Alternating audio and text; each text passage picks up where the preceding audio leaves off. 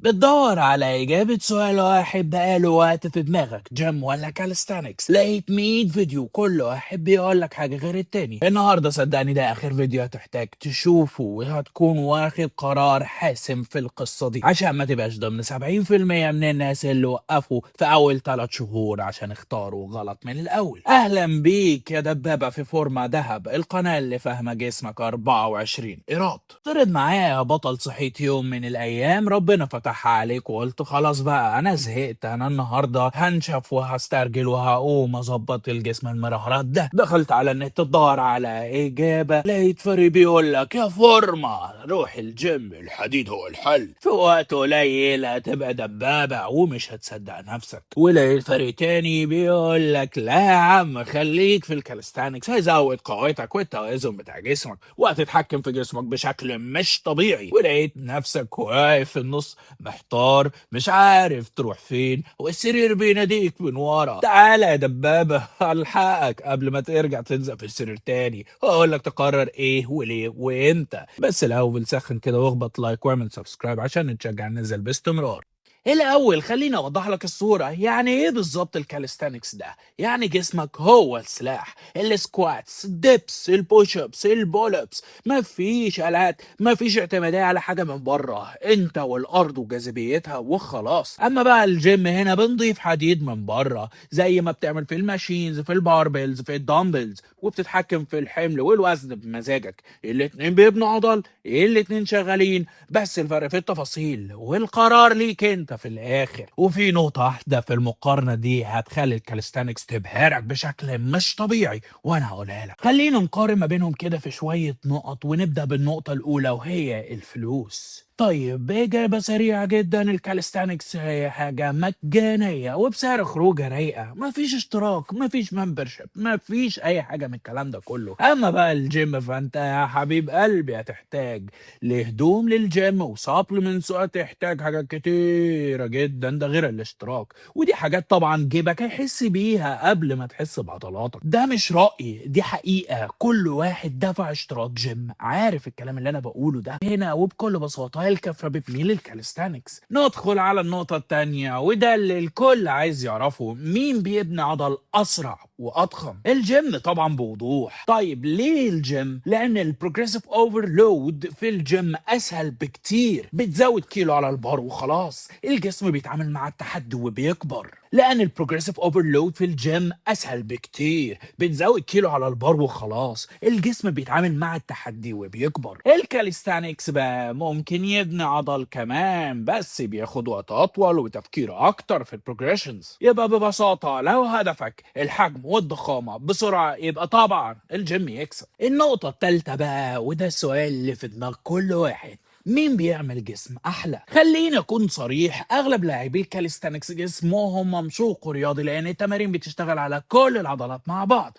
مفيش عضله واقفه بتتفرج. الجيم اسهل لو هدفك حجم وضخامه واضحه زي اي بادي بيلدينج كلاسيكي. طيب السؤال الحقيقي هنا، عايز تبان زي لاعب باركور شايل جسمه خفيف قوي، ولا عايز تبان زي لاعب بادي بيلدينج ضخم ملفت وواضح؟ خليني اقول لك مفيش غلط ومفيش صح، بس اجابتك هي اللي بتحدد طريقك. وفي نقطة جاية دلوقتي دي اللي بتخلي ناس كتير تتحول من الجيم للكاليستانكس وترجع تاني في نفس الشهر، هوضحها دلوقتي. وده يدخلنا على النقطة الرابعة، وهنا الكاليستانكس بيكسب بفارق وهي القوة الوظيفية. يعني ايه القوة الوظيفية؟ يعني قدرة جسمك يشتغل في الحياة الحقيقية مش بس تحت البار. لما بتتمرن بجسمك البالانس الكوردينيشن والكور بيشتغلوا تلقائيا مع بعض، مفيش حركة منفصلة، الجسم كله بيشتغل كوحدة واحدة. يعني ببساطة الراجل اللي بيشيل 80 كيلو بنش بريس ممكن يعجز انه يعمل 10 بول ابس، صح؟ ليه؟ لأن قوة الجيم أحيانا بتبقى معزولة في عضلة واحدة، الكاليستانكس بيجبرك تشغل كل عضلات جسمك، مفيش خيار، مفيش عضلة مريحة. وده هيوصلنا لنتيجة مبهرة، إن الكفة هنا ببساطة هتميل للكاليستانكس بكل وضوح. النقطة الخامسة، الإصابات.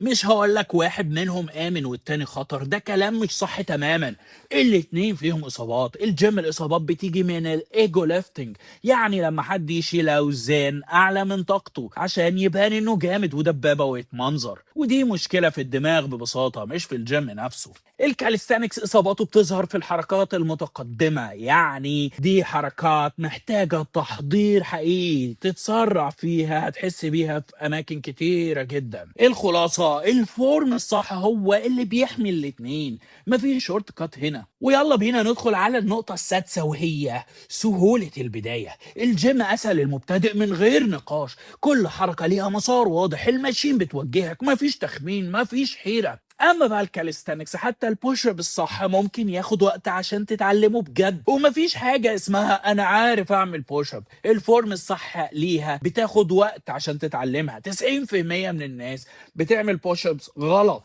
وهم مش عارفين ومش حاسين. اما بقى النقطه السابعه ومحدش بيتكلم فيها بصراحه هي البيئه. في ناس جسمهم بيتحرك احسن لما بيتمرنوا لوحدهم في الهواء ويطيروا، ودول مع الكاليستانكس في الاول والاخر. وفي ناس تانية لو اتمرنوا لوحدهم مش هيكملوا اسبوعين، محتاجين بيئة، محتاجين يشوفوا ناس بتشتغل، محتاجين الضغط الايجابي، ودول طبعا محتاجين الجيم. اللي هيخليك تلتزم هو الأحسن ليك، مش اللي هيخليك تشتغل أكتر في أول أسبوع وتوقف بعدين. وده هيوصلنا للنتيجة بالأرقام بدون كلام كتير. الكاليستانكس بيكسب في التكلفة، القوة الوظيفية، والتحكم في الجسم. أما بقى الجيم يكسب في بناء الحجم، سهولة البداية، والتقدم في المستويات. اما بقى الاتنين بيتعادلوا طبعا في الاصابات والشكل الجسدي، مفيش واحد فيهم بيكسب في كل حاجة، وده مش عيب، دي الحقيقة يا فورمة. وبالمناسبة كمان دلوقتي في 3 اساطير لازم تتنسف. الاسطورة الاولى ان الكاليستانكس مش بيبني عضل حقيقي. خليني اقول لك مثلا لعيبة الجمباز عندهم جسم قوي مع انهم بيتمرنوا بجسمهم بس ومفيش حديد. ليه؟ لان العضلة مش بتسألك ايه اللي بتشيله، هي بس بتحس بالتنشن والضغط وبترد عليه، سواء كان حديد من بره او وزن جسمك من جوه، النتيجة واحدة. والاسطورة التانية ان الجيم بيأذي المفاصل. الجيم مش بيأذي المفاصل ابدا، لكن الايجو هو اللي بيأذي المفاصل. الفورم الغلط هو اللي بيأذي المفاصل. الجهاز اللي بتتمرن عليه مش هو السبب ابدا، المشكلة في ادائك على الجهاز والمدى الحركي، هل هو صح ولا غلط. اما بقى الاسطورة التالتة والاخيرة لازم تختار واحد منهم للابد. ده كلام ناس بتتكلم وهي مش فاهمة الموضوع صح. المحترفين الحقيقيين بيدمجوا ما بين الاتنين، وفي طريقة ذكية جدا هقولك عليها فورمة دلوقتي. مش لازم تختار بين الاتنين، مش لازم تتنازل، ده الاستراتيجي الصح. ممكن تعمل الهايبريد بلان، وده اللي المحترفين الحقيقيين بيشتغلوا بيه من زمان، وهي ان هيكون يومين كده ويومين كده. مثلا الاثنين والجمعه دول ايام الكاليستانكس هتعمل البول والبوش اب والدبس والبادي ويت سكواتس. ازاي بتزود فيهم بعد كده؟ اما بتزود عدد الريبس كل ست، او بتقلل وقت الريست بين السيتس. ده هو البروجريسيف اوفرلود بس باسلوب تاني خالص من غير ما تحتاج حديد.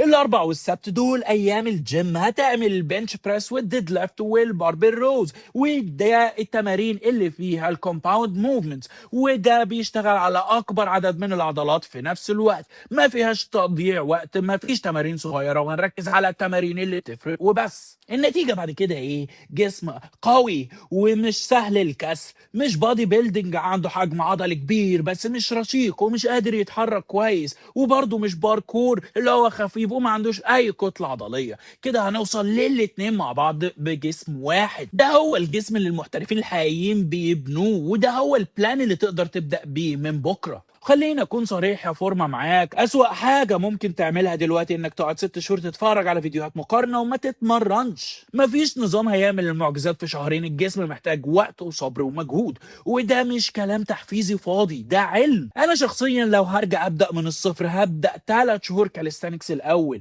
ليه؟ لانه هيعلمنا نتحكم في جسم الاول قبل ما اضيف اي حديد فوقيه، الاساس الصح وبعدين الحمل. نصيحتي للمبتدئ ابدا 3 شهور الاول كاليستانكس عشان تبني بيس صح، تفهم جسمك وتتحكم فيه بشكل مظبوط، وبعدين ادخل الجيم وانت متمزج وادمج الاتنين زي ما شرحنا. كده يا بطل دلوقتي انت عارف الحقيقة الكاملة، مش ده احسن ولا ده، انت عارف ليه وامتى والمين كل واحد فيهم. ما تنسوش تكتبوا في الكومنتس انتوا كنتوا تيم مين قبل ما تدخلوا الفيديو ده، تيم الكاليستانكس ولا تيم الجيم؟ انا شايف كل الكومنتات يا بطل وهرد عليها بنفسي. ولو الفيديو ده عجبك ما تنساش تعمل لايك وسبسكرايب عشان ده هيشجعنا نكمل وعشان الفيديو الجاي يكون اقوى. واشوفكم في حلقة جديدة من قناة فورما دهب.